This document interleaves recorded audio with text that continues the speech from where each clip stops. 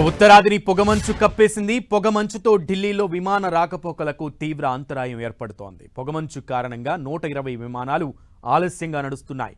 మరో 4 విమాన సర్వీసులను రద్దు చేశారు. ఫ్లైట్ స్టేటస్ ఆధారంగా విమానాశ్రయానికి చేరుకోవాలని ఎయిర్లైన్స్ సంస్థలు ప్రయాణికులకు సూచించాయి. 26 రైళ్ల రాకపోకలకు అంతరాయం కలిగింది. ప్రస్తుతం ఢిల్లీలో జీరో విజిబిలిటీ ఉన్నట్లు వాతావరణ శాఖ పేర్కొంది. దీంతో ఆరెంజ్ అలర్ట్ జారీ చేసింది ఐఎండీ. అటు పలు ప్రాంతాల్లో రైళ్లు ఆలస్యంగా నడుస్తున్నాయి.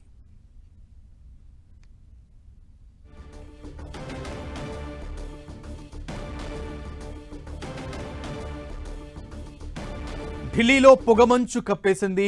అండ్ ఐఎండీ ఇప్పటికే కొన్ని సూచనలు జారీ చేసింది. జీరో విజిబిలిటీగా అక్కడ పరిస్థితి ఉంది.